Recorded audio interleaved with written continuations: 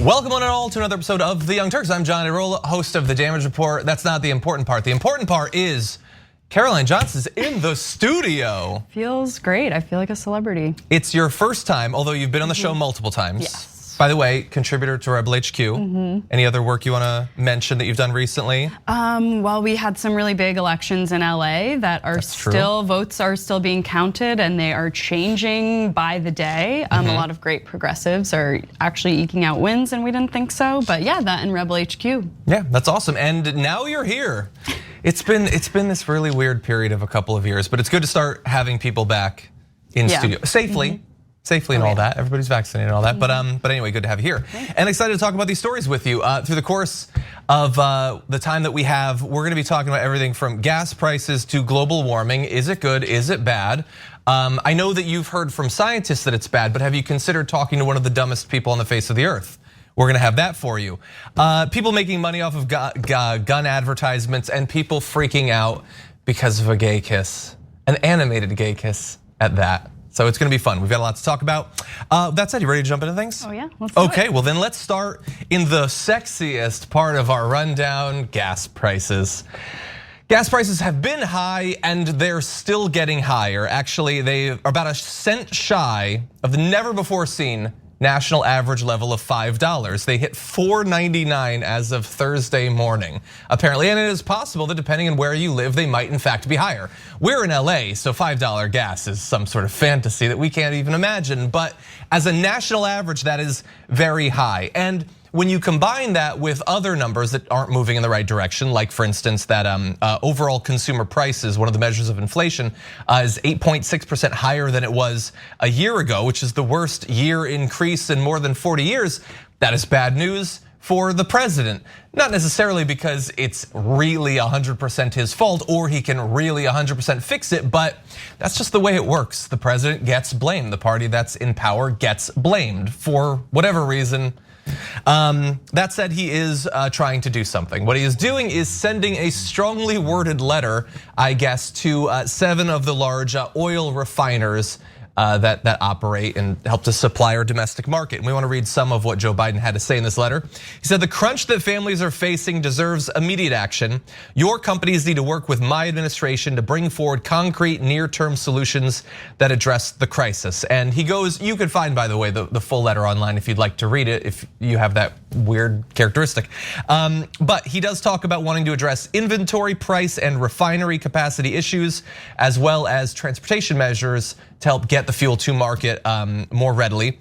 He says he's, quote, "prepared to use all reasonable and appropriate federal government tools and emergency authorities to increase refinery capacity and output in the near term." And there had been talk, Caroline, about him using the Defense Production Act.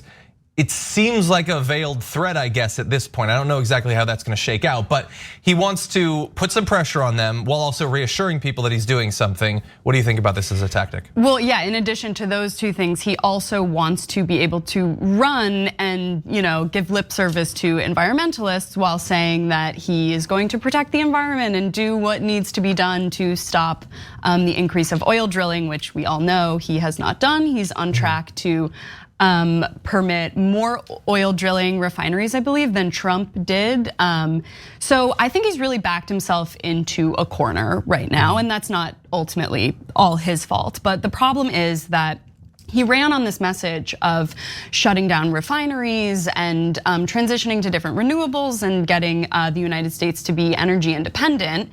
And yet his actions are different, but now we're in this moment where the right can take the things that he has actually said and say, well, how can you be mad at these oil refineries when you've done nothing but on the campaign trail and in office saying that you are mad at them and we're trying to get away from them. So he's the administration is really backed into this corner right now. And as you said, rightfully, at the end of the day, voters don't care about letters and strongly worded emails and things like that. They are looking at the prices at the pump and little more than that. And so honestly, the administration can say and do a lot of things, but as long as, I just took a picture today on my way over here of $7 in West Hollywood a gallon.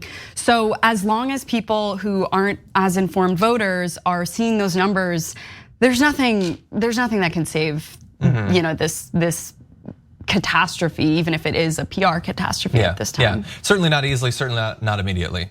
And yeah, what you said, I think you were sort of mocking the way that they're attacking him, saying like, you were on the campaign trail, you were like getting in their face and everything. They'll do that, and it will probably be somewhat effective in getting their base fired up. Their base who would never accept Biden no matter what. Let's bear that in mind. But at the same time, it doesn't actually make much sense at all.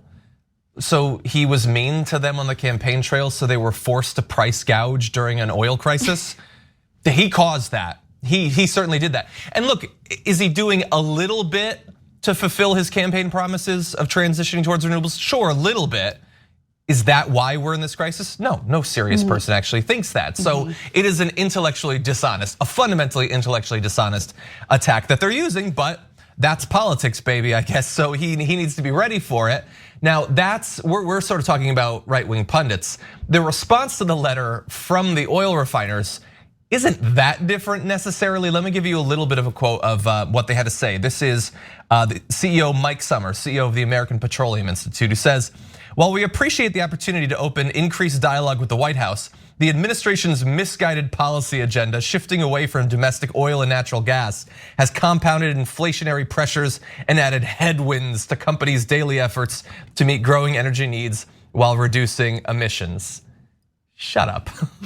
Oh no, it's those headwinds. I must price gouge because the wind is in my eyes or something. That doesn't make any sense. You're using this as an opportunity to make more money. That is what it actually is. Now, if he were to be really serious about transitioning to renewable energy, then that probably will hurt them. And good, bring it on. And inevitably we will get to that point. What the Dems need to do is understand in the near term, in the midterm, there's going to be natural fluctuations of oil prices based on the geopolitical situation, a bunch of different things, pandemics and stuff like that. And until we move sufficiently in the direction of renewable energy, electric vehicles and things like that, people are going to feel it when that fluctuation hits a bad point.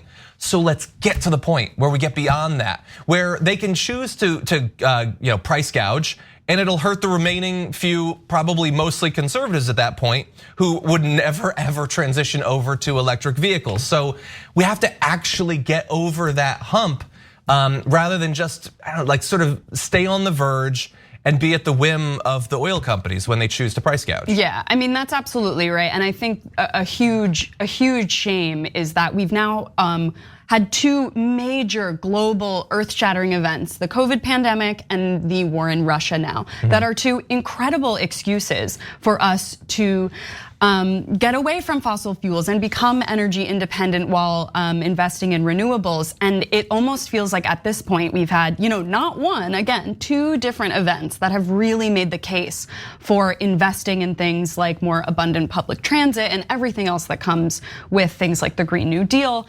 And the fact that we can't get the mobilization in this moment really doesn't speak to a hopeful future in these endeavors, and it's really sad. I'm curious if this tune is going to change. I mean, we're close to the midterms already, so again, I think it's a bad situation, seemingly getting worse every day. Yeah, and there's a little bit maybe that Biden can do. Theoretically, he already released some of the oil from the strategic reserve and stuff like that. He can do this sort of stuff. It might help a little bit. There's only a few months until the midterms. It's difficult to imagine how he's going to significantly change the situation by then.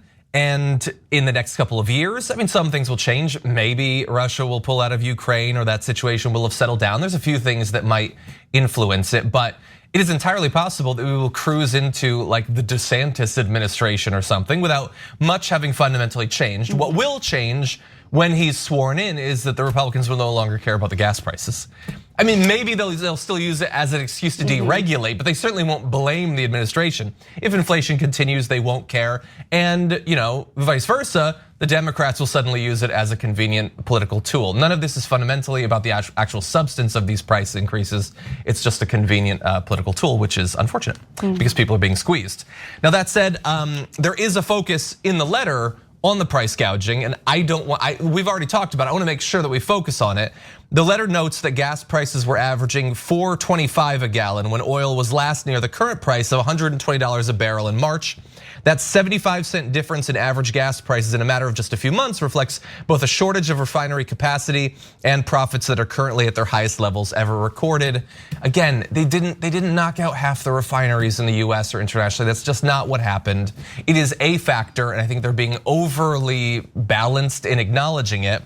It is price gouging, and Biden has acknowledged that. He said just on Friday that ExxonMobil made more money than God this year, and there's different strategies and what to do about that. Bernie Sanders wants to institute a 95% tax on profits in excess of companies' pre-pandemic averages, so they can be just as profitable as they were before the pandemic, which these are oil companies we're talking about, which means as profitable as any corporation has ever been in the history of our planet. But over and above that, we have to do something to limit it, and price gouging would be one way to do that. Biden last year had the FTC start an investigation into the high prices. I don't understand what would take like 6 months to figure out. It costs a little bit more to make, refine, and ship the gas. The price should be a little bit higher, but the price is way higher than is justified. This is not complicated to understand. They are obviously exploiting the situation. And the Republicans, who will talk constantly about high gas prices, have to do this weird dance where they acknowledge that the prices are high, but they don't care about the fact that the oil companies are price gouging. They certainly don't want to do anything to stop it. They're not signing on to the Bernie Sanders thing. So they like to pretend, they cosplay as caring about the amount that people are paying, but they're not gonna do anything fundamentally that will change it, except make changes that potentially 5 years from now result in more oil being drilled. Yeah, I think the name of the game at this point is muddying the waters and making the situation as confusing as possible for individuals, for families, for voters.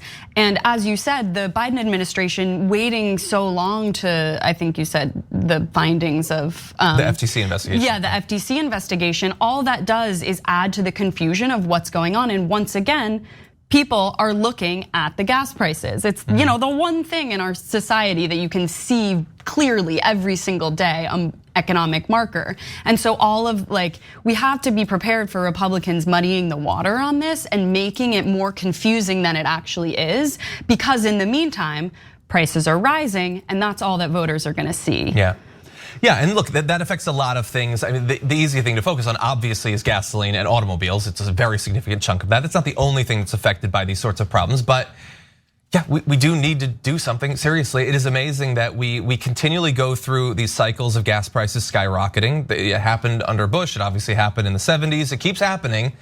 And nobody on the right, and not nearly enough people on the Democratic Party, want to stop us from entering into the next couple cycles of this. Just get in the electric cars. And by the way, I understand that right now, for a lot of people, it's just not possible. It's not financially feasible. They're not making ones that are cheap enough. The government can do, if Republicans can wrap their minds around the idea that the government can do something that makes it cheaper to pump gas, how do they not understand that it could be possible for the government to do something that makes these cars cheaper to produce? But unfortunately, even the efforts that we might make to get people to understand that electric vehicles are not just better in terms of the fact that you don't have to pay for gas, they're fundamentally better in so many different ways.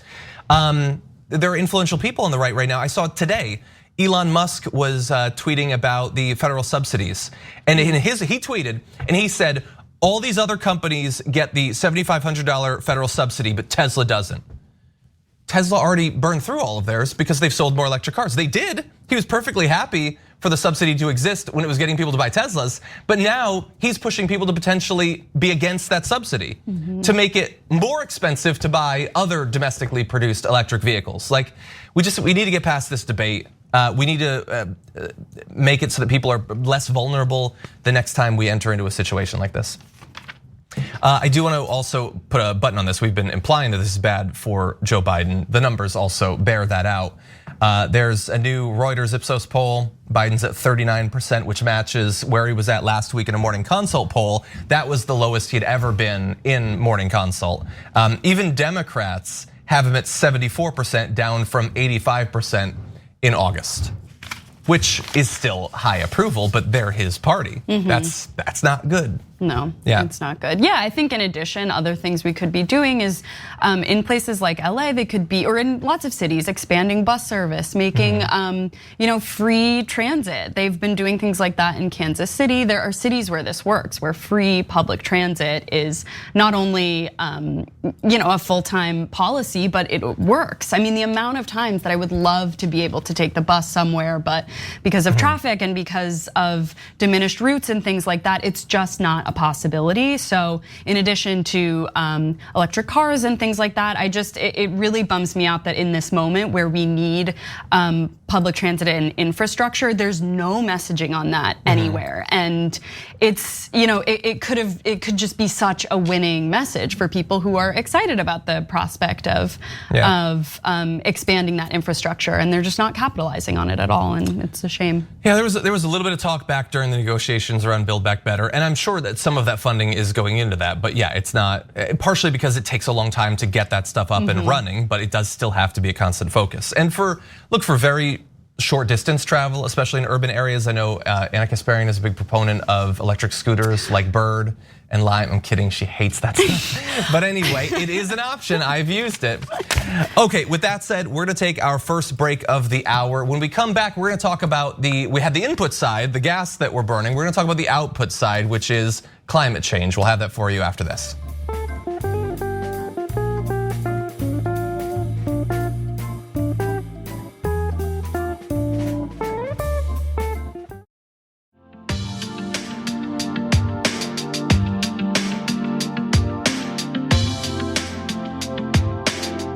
I got so invested in that question, I didn't realize, man, 4 minutes can pass by so quickly. But anyway, we're back, and if you're just joining us, Caroline Johnson is here, contributor to Rebel HQ. Very glad to have her here. Glad to be here. And unfortunately, I'm gonna be a bad host, and I'm going to force you to endure something that no one should have to. The unfiltered video and audio of Marjorie Greene. Take a look. We've already warmed 1 degree Celsius, and do you know what's happened since then? Here, let me tell you. We have had more food grown since then, which feeds people. We are able to, producing fossil fuels keeps people's houses warm in the winter. That saves people's lives. People die in the cold. Right. This earth warming and carbon is actually healthy for us. It helps us to feed people. It helps keep people alive. It helps. The earth is more green than it was years and years ago, and that's because of the earth warming. That's because of carbon. That is Marjorie Greene inflicting her second grade understanding of science and climate on the entire country. Regrettably, she is an elected official. She's not on committees or anything, but in theory, she could be in a position where her vote in the future could determine the path of America's response to climate change and global warming, which she seems to think is cool. She is setting herself off against the vast majority of all of the nation's scientists, the world's scientists. I will leave it to you to determine who is more likely to be right in this case. The points that she chose to make there is that we're making more food because it's warmer, and she helpfully reminds us that food feeds people. That's good. I wasn't sure what the stakes were with the food thing, but that also people die of cold, and so it's good that it's getting hotter. Look, this is madness. If you know anything about the climate, about the debate over climate change, none of this makes any sense. But just in case, we're gonna give you some of the basic facts in just a second. First though, what did you make of that? She's a full-grown adult and an elected representative.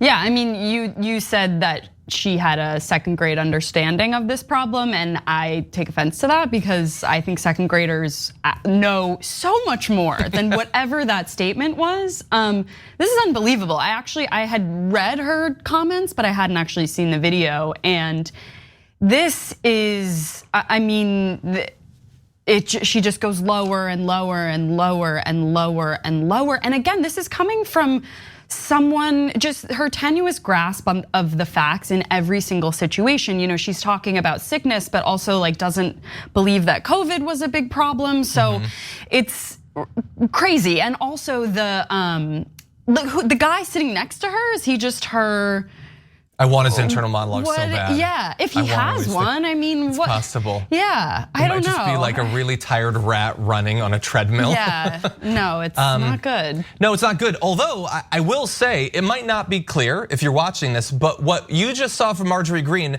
is in fact progress. It might not be clear, but what she said was the fact that the globe is warming is a good thing. And that acknowledges that the globe is warming.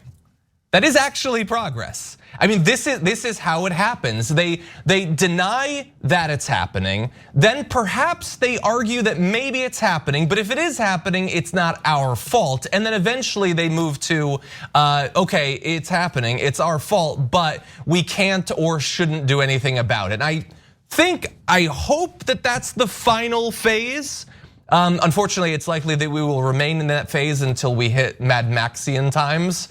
But that's actual progress. That said, let's give you a little bit of the actual science. So we say this for people who might be new to this issue, including Marjorie Greene. I hope that you're watching, Congresswoman. The rise in temperature is driving an increase in extreme weather events, shifting temperature extremes, intensifying heavy rainfall, droughts, and other damaging climate extremes that are negatively impacting crop production and threatening global food security. Things like using energy to heat or cool your home, or for agricultural processes, themselves generate carbon emissions that contribute to global warming, not the other way around. It's not like the carbon goes into your house, warms you up, and then poof, it's gone and we're back. That's not how that actually works. And HuffPost had a little bit of fun with this, saying that as any school-age biology student could tell you, plants do use carbon dioxide. She got that right. This underscores the urgency to protect and restore ecosystems like forests and grasslands to help remove carbon emissions from the atmosphere. Unfortunately, it appears that her attachment to increased greenery is a purely passive thing. She's not interested in generating more of it. She's just noticing that stuff is greener. Here's the issue though. She said it's good that it's warming because then less people will die of the cold, which should not require any fact checking. But just to be clear, I looked at what the National Oceanic and Atmospheric Administration has to say about weather-related deaths, and you can see this chart. It's from 2017, it's the most recent data I was able to find. And you can see right in the middle, you see the tall lines? That's the heat deaths. You see the winter and cold deaths? Those are the much lower ones right to the right of that middle one.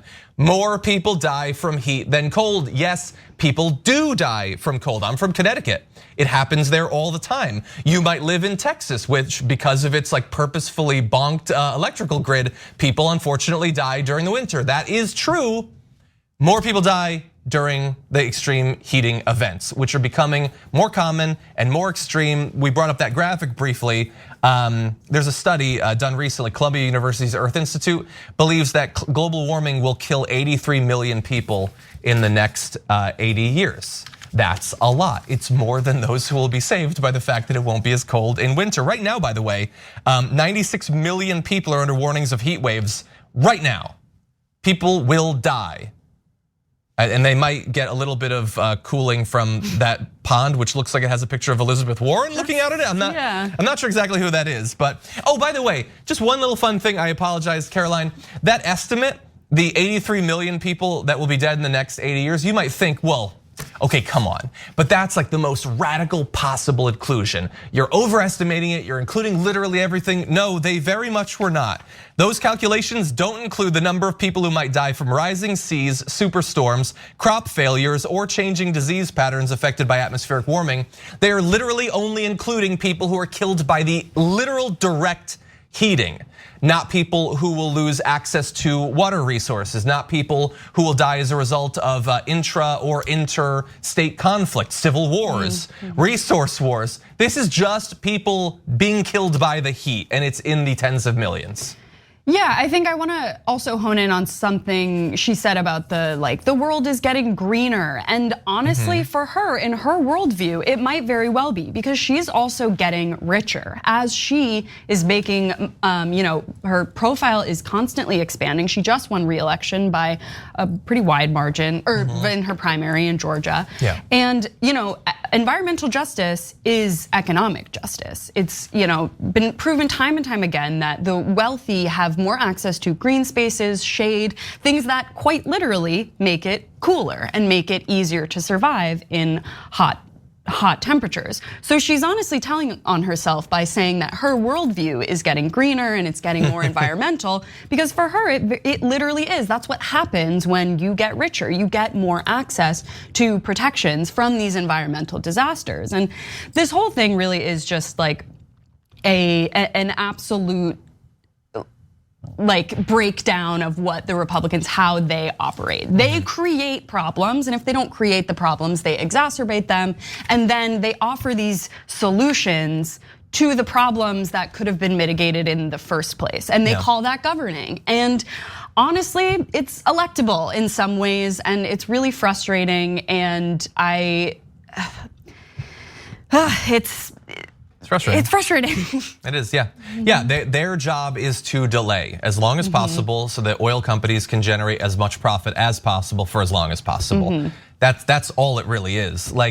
And again, for anyone who might be relatively new to politics or whatever, value systems and why certain positions on certain issues tend to be affiliated with progressives versus conservatives, it might be complicated, and it is interesting the way that those value systems are constructed. Back when I was in academia, that was actually the thing that I was doing my dissertation on.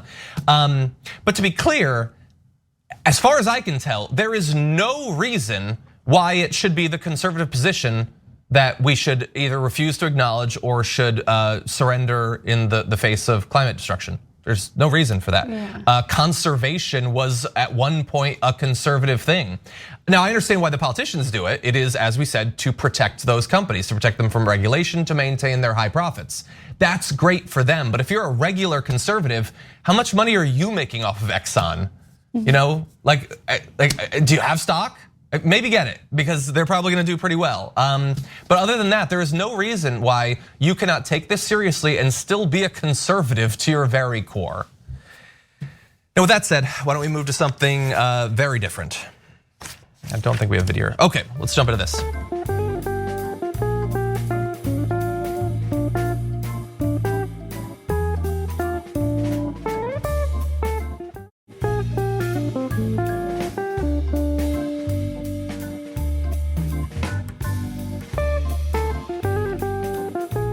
Google has made certain pledges over the years, and one of them for a very long time has been that they will not do gun advertisements. They will not make money off of advertising for guns.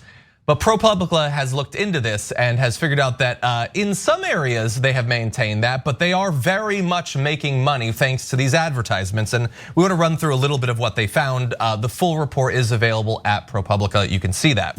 So back in 2004, the co-founder of Google, Sergey Brin, said that the policy of not doing these advertisements was a matter of ethics and a reflection of the company's "don't be evil" corporate value. That was a thing that they said at one point.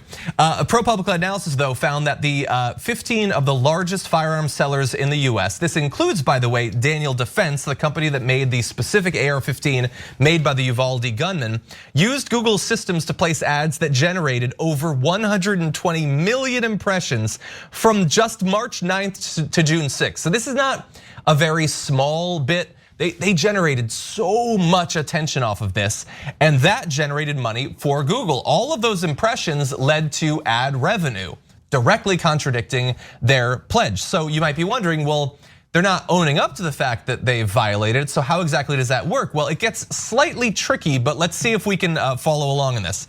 Google has two sets of rules for weapons ads. One is for Google Ads, the ads that run on the company's own ad network and on properties it owns like YouTube or Google.com search results.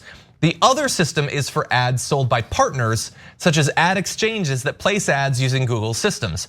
Ad exchanges enable digital ads to be bought and sold via an automated bidding process. Now, for the second category, for those partners, Google operates as an exchange of exchanges in which it facilitates the buying and selling of ads on other exchanges. That's how it actually makes its money. Those particular exchanges are guided by a set of more permissive rules. And so that's all tricky legalese or whatever, like it's the terms of service, I guess. At the end of the day though, they're making money by helping gun manufacturers advertise.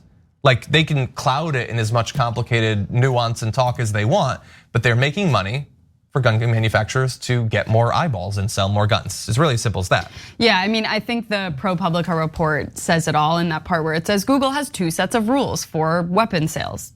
Yeah, no, if you really care about something and you care about the ethics behind your advertising model, you don't inherently have 2 sets of rules. You have 1 set of rules for everything. And yeah, it's interesting the breakdown of how the report goes on to explain how this works. I mean, it sounds like a mid-level marketing scheme or something. Like it literally sounds like a pyramid scheme. That's like how the top earners, get off scotch-free from whatever bad, nefarious things are happening to the people below them. Yeah, and I'm curious if you are bringing up, like, what really creeped me out about this report was the retargeting part about how, so I'm sure we're all familiar, I think it's called retargeting. Yeah, when you search something on Google and then ads for that thing just keep popping up and popping everywhere up. You go, yeah. Yeah, and so that apparently is a big problem with this, where people will either look up a gun and on a website, and then they'll just be in their usual internet activity and constantly see retargeting ads of firearms. And that to me is like one of the most abhorrent things that I can possibly imagine, because as so many of us know, because we live in a gun-obsessed country, is that suicide rates from guns are incredibly high. There's so many gun deaths that let alone the mass shootings. But one of the things that you can see this policy being murderous is that if you are in a weak moment or something and you look up how to get a firearm, and then you take a step back, you take a breath, you talk to friends and families, whatever, and then you are haunted by the continuous imagery of guns on your internet. That's like, a great that point. is so insane to me, and Google totally bears responsibility for that. I don't care if they, if it's some loophole or whatever, but that really is such a sad part to me. Like, how many people have been in their worst moments searching for something, and then that thing keeps haunting them. It's despicable. That's a great point. Honestly, I had never thought about that specifically. I mean, we've all been followed by ads. Like I looked up a board game, and then I just got ads about it for like 3 months. I was like, I already bought the game. You should really stop sending. I already bought it. You know that I bought it. I bought it online. That's annoying. Or they've apparently online, they've sketched a psychological profile of me where they offer up Instagram ads for really douchey shirts and jackets. I don't buy them, but they seem to think you're on the precipice of buying this douchey shirt. But think about it when it's a gun. And I'm sure you could come up with other examples of things that you really do not want following someone literally everywhere they go. And that gets outside of just the bounds of this on guns, but it's a great point. And look, we can show you like places that gun ads were being served up that it's just ridiculous. So the gun maker Savage Arms, definitely a manufacturer of guns for responsible gun owners, Savage Arms. Anyway, their ads popped up on the site Baby Games amid games for children. That's cool. On an article about how to handle teen drama, wonderful. Ads for Glock pistols loaded on a recipe site's list of the 50 best vegetarian recipes, in case you have to shoot a rutabaga, I guess. As well as on the quiz site Playbuzz, on Merriam-Webster, the Denver Post. You can see a shot actually right here of, I think that's like fun little games and stuff like that. That's babygames.com, and tactical vests. And what looks like, I don't know, those like self-defense weapons you're supposed to poke in someone's eye. So that's a cool message to put to the kids. So very fun. And by the way, full disclosure, we obviously we have a business relationship with Google in that you might be watching this on YouTube right now. We make some money off of ads and everything, but it is still, we have an ethical responsibility to criticize them when they're advertising like obligations they're not living up to them, which clearly in this case they're not. Even if they hadn't made the pledge, this is wrong. You shouldn't do this. But especially when you decades ago pledged that to do this would be evil, then we're gonna have to hold you to it. Yeah, it's nothing new in these corporate ethics statements. I feel like at this point we all sort of know that they're entirely hollow if it actually affects their bottom line. So that's what we have to wait and see. If this generates press or publicity about the fact that Google is doing this. Hopefully that's enough for them to stop this. But if it is, increasing their revenue, if it's good for their bottom line, I don't see any version of them walking back on this. Maybe not. I mean, the hope would be that of all of the huge amount of money that they make off of advertising, this might be a small enough part that they would be willing to change the rules for that second bucket. But even that, it's like, cool ethics statement exactly, there. Yeah, that's not really ethics so much, but I guess we'll see. In any event, we are gonna take our second break. When we come back, lots more fun stuff to get to. Don't go anywhere.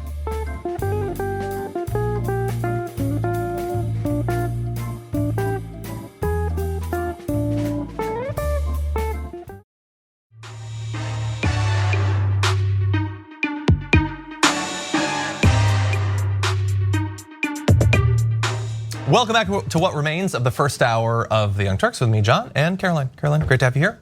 By the way, I believe Adrian's gonna be leading the second hour. Very exciting stuff, so don't go anywhere once we finish this first hour. They've got some awesome stories to get to.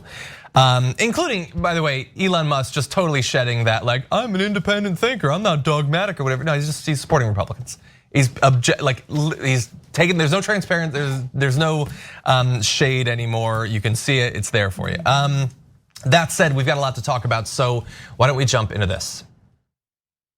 Whenever you do something about representation or diversity or whatever, there's always pushback. How would you counter that, I suppose? Well, the real truth is those people are idiots. That is Chris Evans, the star of the upcoming film Lightyear, responding to criticism of the apparently unacceptable fact that in that animated Disney movie, there is a same-sex kiss.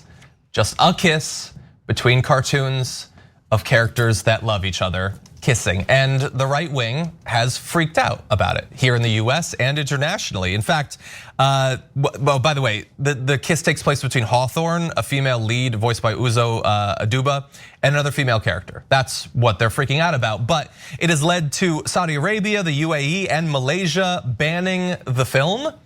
It cannot go out, it is not safe, it is not age appropriate because two people in love that happen to share a gender kiss. And that's internationally. Here, who do you think's gonna freak out about it? Yeah, Ben Shapiro's gonna freak out about it. And so he tweeted this: Disney works to push a not at all secret gay agenda and seeks to add queerness to its programming, according to executive producer Latoya Ravino. People should keep that in mind before deciding whether to take their kids to see Lightyear, which hits theaters this week. And I love that, I guess it's because he attached the article or whatever, that photo is there.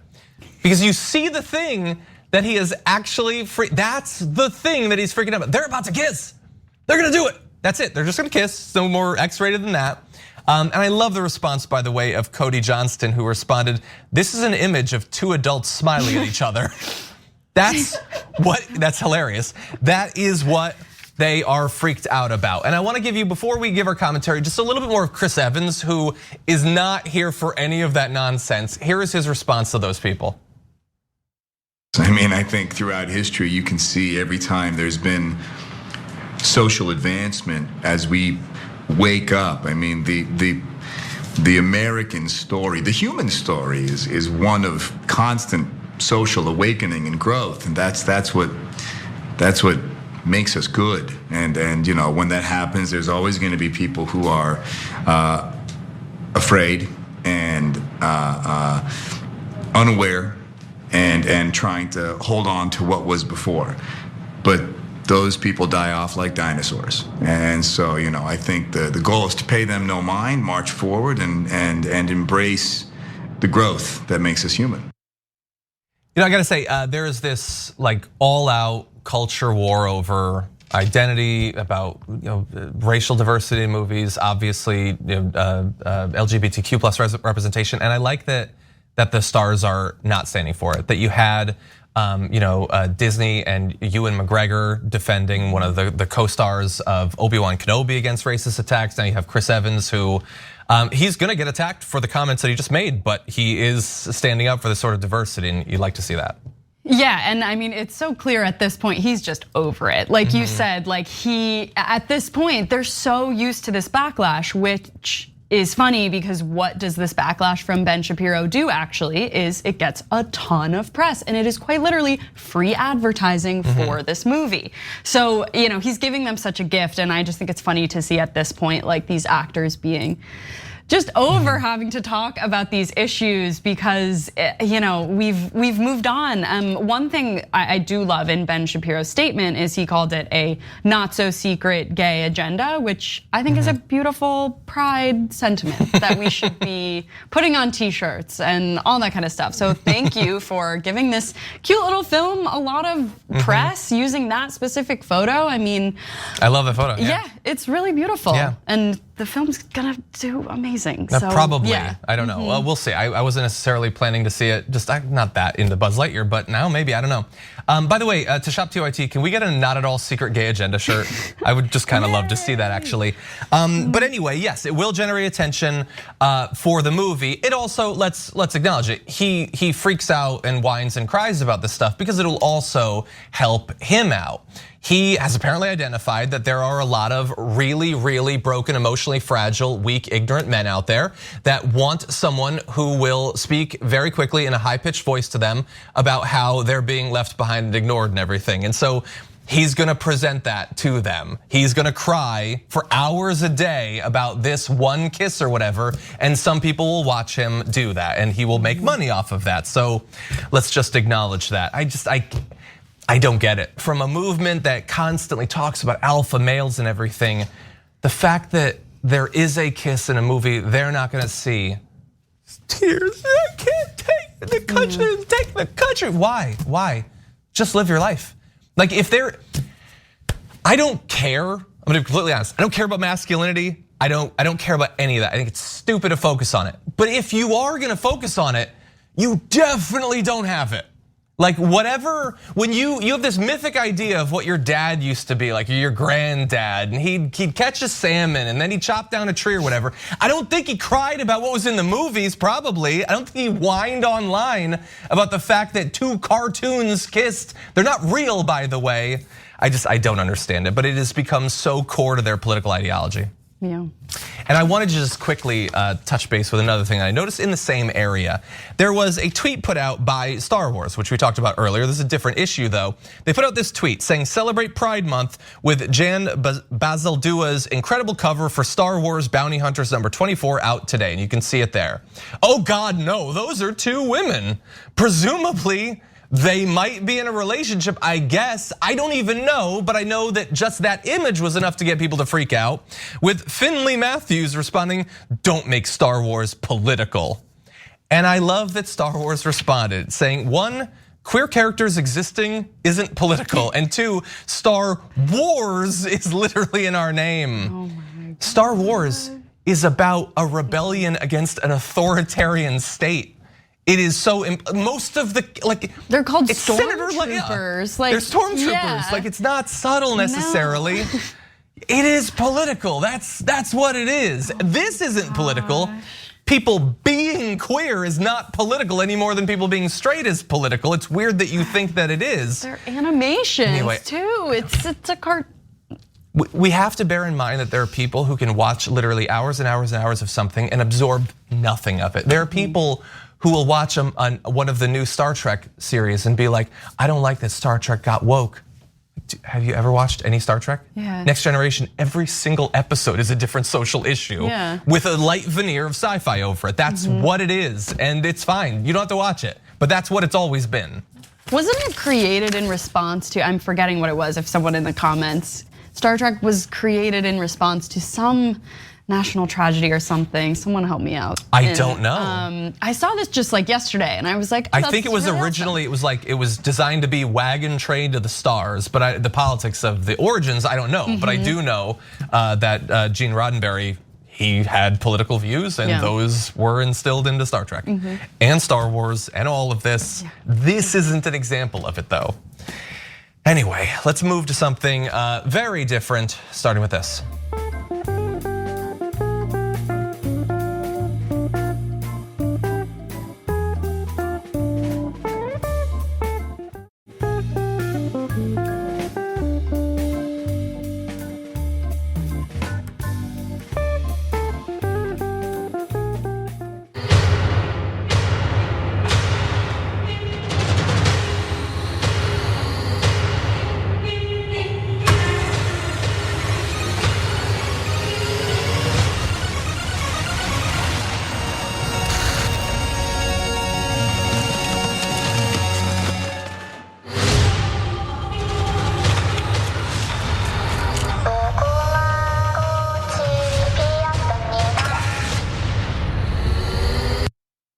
So that is a bit of a trailer for Squid Game: The Challenge, which was announced this week by Netflix. If it's not clear from that, the show Squid Game, which was a massive hit, like maybe their biggest hit ever, features a reality competition where incredibly indebted people in South Korea compete to the death for money.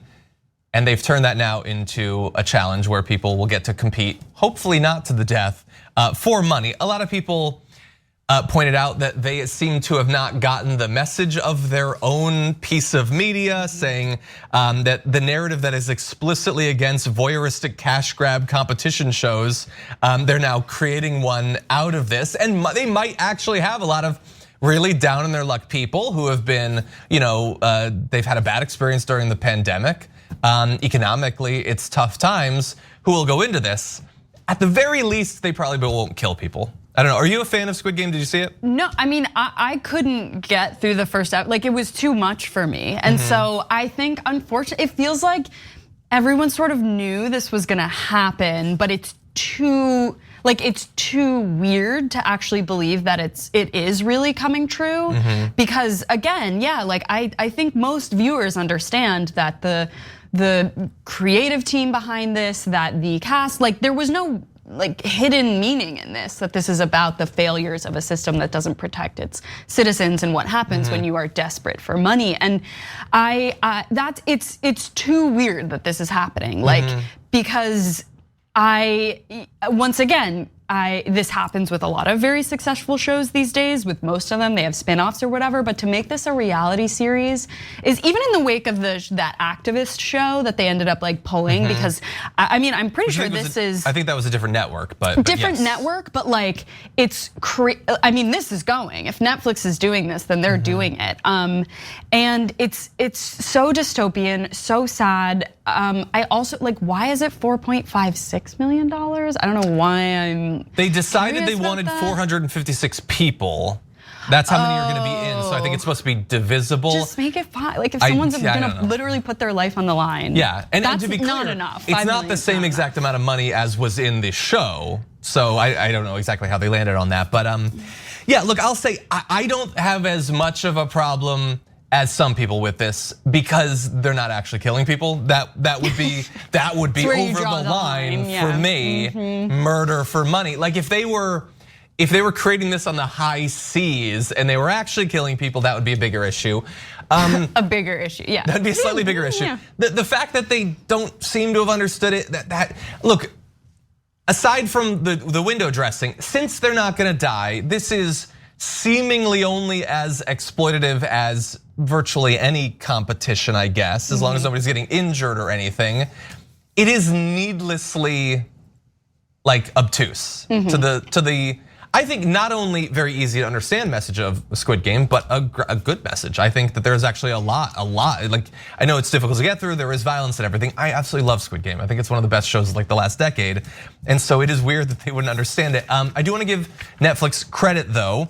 We're gonna read you just a couple of quick tweet reactions, and one was something was re-upped that I remember from years ago. So Gene says, I don't think I've ever seen the moral stance of a show so completely misunderstood by the general public like Squid Game has been, or at least by Netflix. But somebody raised Alec Bleckman's tweet from quite a while ago. Sci-fi author, in my book, I invented the Torment Nexus as a cautionary tale. Tech company. At long last, we've created the Torment Nexus. From classic sci-fi novel, don't create the Torment Nexus.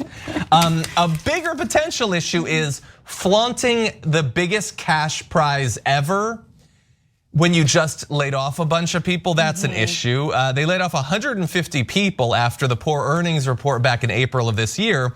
And apparently one of them, Rena Sultan, says, oh, they laid us off so our salaries could be the game show cash prize. Got it. And so I'd be a little bit frustrated, potentially, especially after that mega hit. That said, Netflix is in a little bit difficult times. And so I will say this, I assume this is going to be mega popular. Yeah. I bet it will help them get money. Right. So it's clever in that way, I guess. Yeah, I think you're right. I think Netflix, unlike what the fallout with the activist, I don't think Netflix is totally missing the point of Squid Game. And sort of to your point, maybe this is an opportunity for them to use a show and imbue it with these cautionary tales and things like that. Like, I hadn't really thought about that before, but maybe they are. I find it so hard to believe that they're not aware about the tone deaf nature of some of this. So I think there's a chance that they might include some sort of analysis within it, and that's my hope for it, because it just seems so too on the nose for the culture we're in right now. So I don't know. We'll see. Look, Nicolette sent in a super chat to say Mr. Beast just did a Squid Game like a month or two ago. I think it was longer than that, but with YouTube money, that's true. But I think that was also criticized as well. There was they brought in a bunch of YouTubers to do a version of Squid Game or whatever. We only have like a minute. I want to throw just a couple more potential criticisms out. I know most people are focused on the tone deafness and everything. I totally get that why you would do that.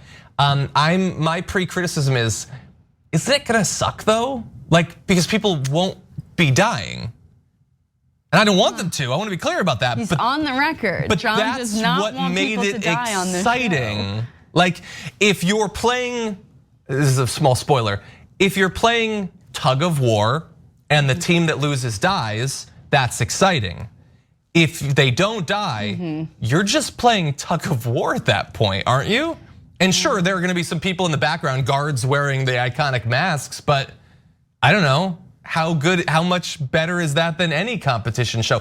Honestly, Netflix already has The Floor is Lava. Are you familiar with that? Yeah. That could have been one of the things in this, and nobody dies in that. It's not real lava, so I wonder if it will be as compelling in practice to watch people play marbles where nobody dies. I think this is all leading me to believe that there is something else to this project that they're not releasing right now. I think they want all of the press. They want everyone to be sort of like, this is crazy, you're missing the whole point. And then I think soon it will be revealed that there have to, because you're right, there has to be higher stakes, not murder. At least break a leg or something. I'm kidding, don't do that. Severe scalding or something. No, don't do that. I mean, that might be, in a couple of weeks, we might have the next iteration of what they're gonna do. But you're right, I think there's something else here that they're trying to drum up this sort of paranoia, and then something else will be revealed, I think. That is definitely possible. Well, that is unfortunately all the time we have for our first hour. Where can people watch more of your work? Yeah, you can find me on Rebel HQ, and you can follow me on all platforms at Caro Johnson 917. Thanks so much for having me. Awesome, it was a pleasure to have you. First time in studio. Yay. Very awesome to have you here. And for everyone watching at home, thank you for watching the first hour. We've got a whole nother hour.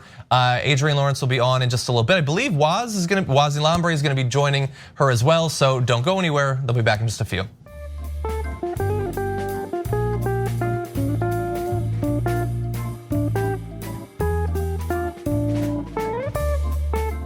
Thanks for listening to the full episode of The Young Turks. Support our work, listen ad-free, access members-only bonus content, and more by subscribing to Apple Podcasts at apple.co/TYT. I'm your host, Cenk Uygur, and I'll see you soon.